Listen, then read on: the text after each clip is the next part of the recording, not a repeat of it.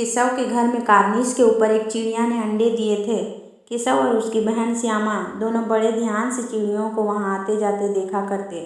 सवेरे दोनों आंखें मलते कार्निस के सामने पहुंच जाते और चिड़ा या चिड़िया दोनों को वहां बैठा पाते। उनको देखने में दोनों बच्चों को न मालूम क्या मज़ा मिलता।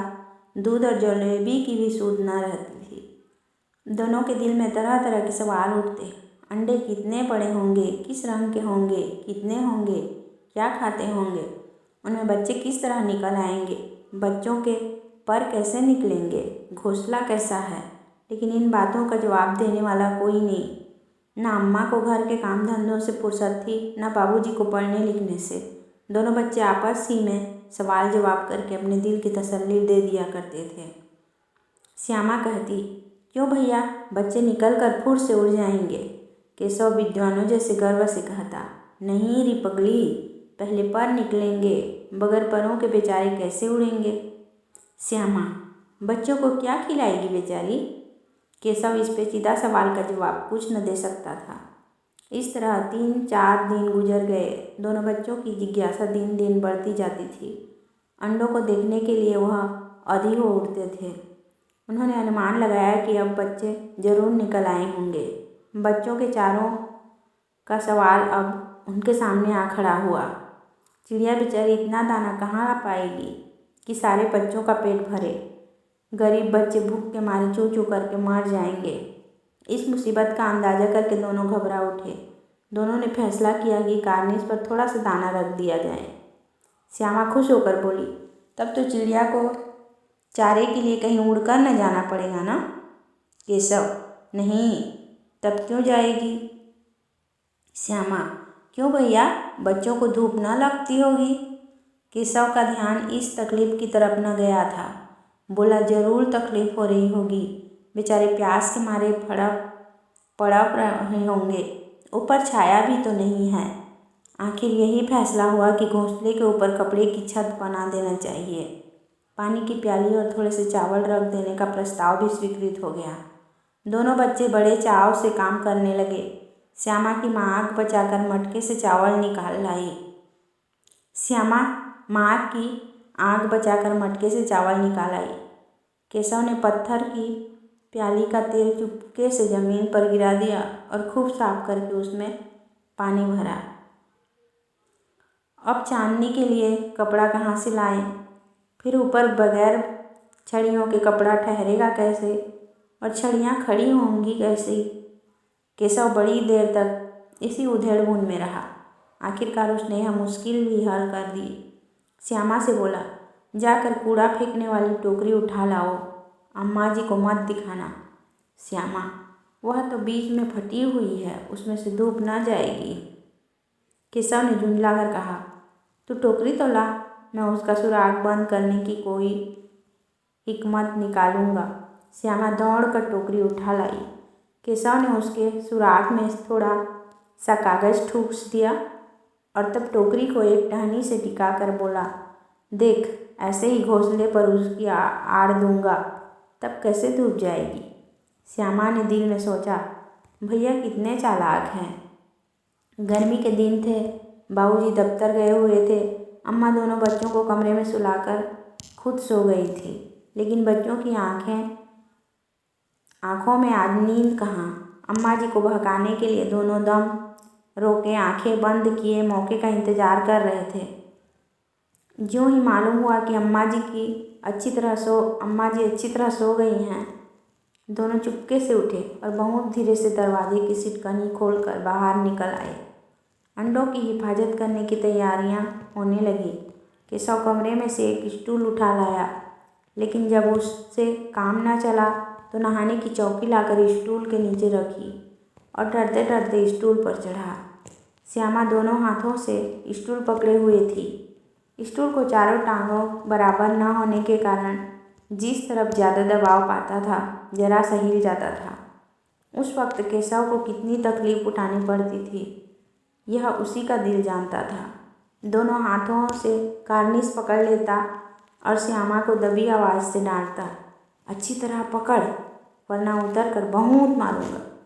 मगर बेचारी श्यामा का दिल तो ऊपर कार्निस पर था बार बार उसका ध्यान उधर चला जाता और हाथ ढीले पड़ जाते। केशव ने ज्यों ही कार्निस पर हाथ रखा, दोनों चिड़िया उड़ गई।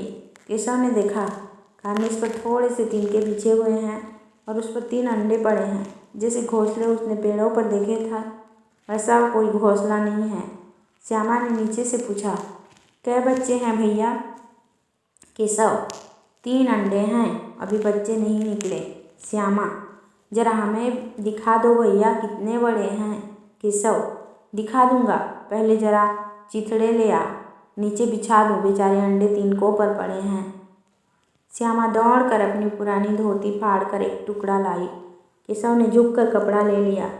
उसके कई तह करके उसने एक गद्दी बनाई और उसे तिनकों पर बिछाकर तीनों अंडे उस पर धीरे से रख दिए। श्यामा ने फिर कहा, हमको भी दिखा दो भैया। केशव, दिखा दूंगा, पहले जरा वह टोकरी दे दो, ऊपर छाया कर दूँ। श्यामा ने टोकरी नीचे से थमा दी और बोली, अब तुम उतर जाओ, मैं भी तो देखूं। केशव ने टोकरी को एक टहनी से टिकाकर कहा, जा दाना और पानी की प्याली ले आ, मैं उतर आऊँ तो दिखा दूंगा। श्यामा प्याली और चावल भी लाची। केशव ने टोकरी के नीचे दोनों चीज़ें रख दी और आहिस्ता से उतर आया। श्यामा ने गिड़गिड़ा कर कहा, अब हमको भी चढ़ा दो भैया। केशव, तू गिर पड़ेगी। श्यामा, न गिरूंगी भैया, तुम नीचे से पकड़े रहना। केशव, न भैया, कहीं तू गिरा पड़ी तो अम्मा जी मेरी चटनी ही कर डालेगी, कहेगी कि तूने ही चढ़ाया था। क्या करेगी देखकर, अब अंडे बड़े आराम से हैं, जब बच्चे निकलेंगे तो उनको पालेंगे। दोनों चिड़ियाँ बार बार कार्निस पर आती थी और बगैर बैठे ही उड़ जाती थी।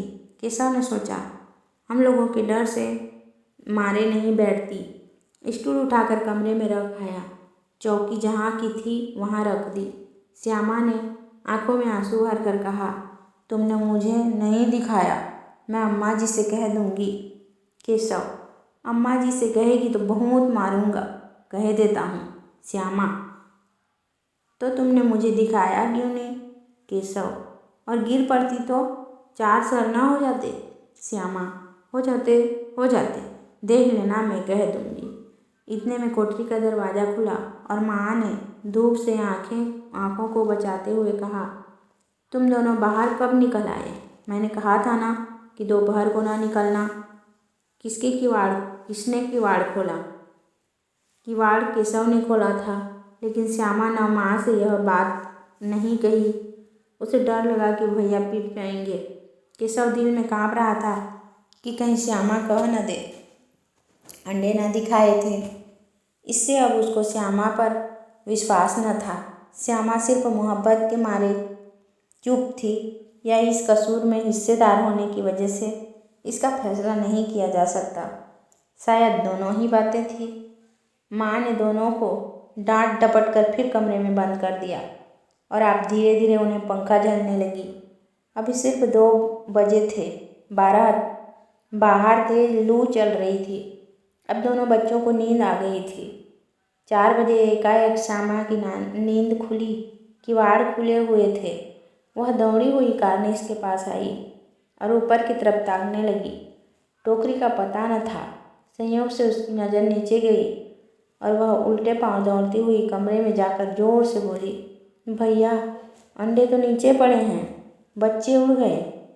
केशव घबराकर उठा और दौड़ा हुआ बाहर आया तो क्या देखता है कि तीनों अंडे नीचे टूट पड़े हैं और उनसे को चूने की सी चीज़ बाहर निकल आई है। पानी की प्याली भी एक तरफ टूटी पड़ी है। उसके चेहरे का रंग उड़ गया। सहमी हुई आंखों से ज़मीन की तरफ देखने लगा। श्यामा ने पूछा, बच्चे कहाँ उड़ गए भैया? केशव ने करुण स्वर में कहा, अंडे तो फूट गए और बच्चे कहाँ गए? केशव, तेरे सर में दिखती नहीं है? अंडों से उजला उजला पानी निकल आया है, वही 2-4 दिन में बच्चे बन जाते। माँ ने सोटी हाथ में लिए हुए पूछा, तुम दोनों वहाँ धूप में क्या कर रहे हो? श्यामा ने कहा, अम्मा जी, चिड़िया के अंडे टूट पड़े हैं, माँ ने आकर टूटे हुए अंडे को देखा और फिर गुस्से से बोली, तुम लोगों ने अंडों को छुआ होगा। अब तो श्यामा को भैया पर जरा भी तरस न आया। उसी ने शायद अंडों को इस तरह रख दिया कि वह नीचे गिर पड़े। इसकी उसे सजा मिलनी चाहिए। बोली, इन्होंने अंडों को छेड़ा था अम्मा जी। माँ ने केशव से पूछा, क्यों रे? केशव भीगी बिल्ली बना खड़ा रहा। माँ, तू वहाँ पहुँचा कैसे? श्यामा, चौके पर स्टूल रखकर चढ़ी अम्मा जी। केशव, तू स्टूल थामे नहीं खड़ी थी? श्यामा, तुम्ही ने तो कहा था। माँ, तू इतना बड़ा हुआ, तुझे अभी इतना भी नहीं मालूम कि छूने से चिड़ियों के अंडे गंदे हो जाते हैं, चिड़िया फिर इन्हें नहीं सेती। श्यामा ने डरते डरते पूछा, तो क्या चिड़िया ने अंडे गिरा दिए हैं अम्मा जी? माँ, और क्या करती? केशव के सिर इसका पाप पड़ेगा। हाय हाय, जाने ले ली दुष्ट ने। केशव रोनी सूरत बनाकर बोला, मैंने तो सिर्फ अंडों को गद्दी पर रख दिया था अम्मा जी। माँ को हंसी आ गई, मगर केशव को कई दिनों तक अपनी गलती पर अफसोस होता रहा। अंडों की हिफाजत करने के जोश में उसने उनका सत्यानाश कर डाला। इसे याद करके वह कभी कभी रो पड़ता था। दोनों चिड़िया वहाँ फिर न दिखाई दी।